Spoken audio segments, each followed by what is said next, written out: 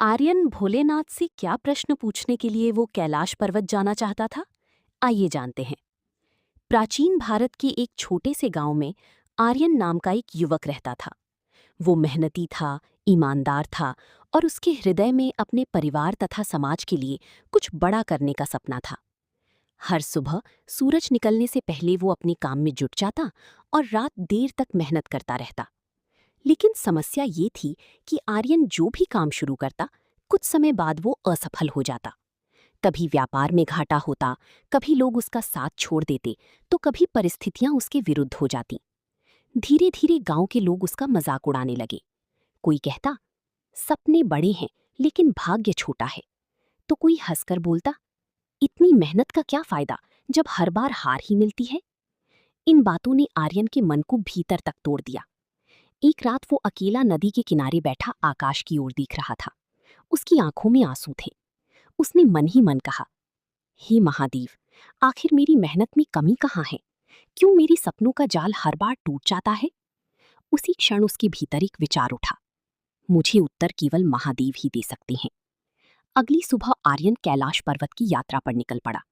रास्ता कठिन था। ऊंचे पहाड़, बर्फीली हवाएं, पथरीले मार्ग और कई दिनों की भूख प्यास। लेकिन इस बार उसके कदम नहीं रुके। कई दिनों की कठिन यात्रा के बाद वो कैलाश पहुंचा। वहां चारों ओर अद्भुत शांति थी। हवा में डमरू की धीमी ध्वनि गूंज रही थी। आर्यन ने महादेव के सामने अपना शीश झुका दिया। उसकी आंखों से आंसू बहने लगे। हे देवों के देव, उसने कांपती आवाज में कहा, मैं वर्षों से प्रयास कर रहा हूं, लेकिन हर बार असफल हो जाता हूं। मेरे सपनों का जाल टूट जाता है। कृपा कर बताइए, मैं कौन सा मार्ग चुनूं? महादेव ने धीरे धीरे अपनी आंखें खोली। उनके चेहरे पर दिव्य शांति थी। उन्होंने मुस्कुराकर कहा, पुत्र आर्यन, संसार में दो मार्ग होते हैं। पहला मार्ग सरल दिखाई देता है, लेकिन अंत में मनुष्य को खोखला कर देता है। मार्ग सरल दिखाई देता है, लेकिन अंत में मनुष्य को खोखला कर देता है। दूसरा मार्ग कठिन होता है, कांटों से भरा होता है, लेकिन वही मनुष्य को महान बनाता है। आर्यन ध्यान से सुन रहा था। महादेव आगे बोले, तुम सफलता चाहते हो, लेकिन कठिनाइयों से डरते हो।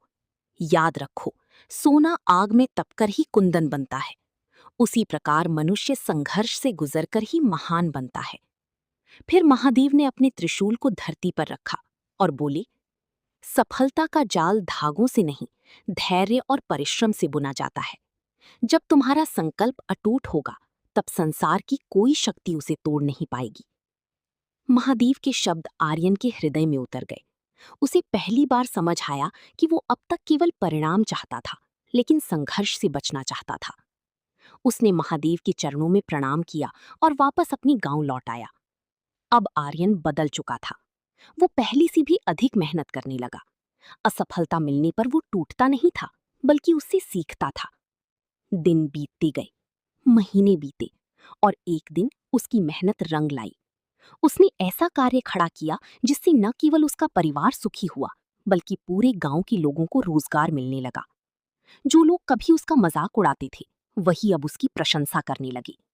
लेकिन आर्यन केवल मुस्कुरा देता, क्योंकि अब वो जान चुका था, कठिन मार्ग ही वो मार्ग है जिस पर चलकर साधारण मनुष्य भी असाधारण बन जाता।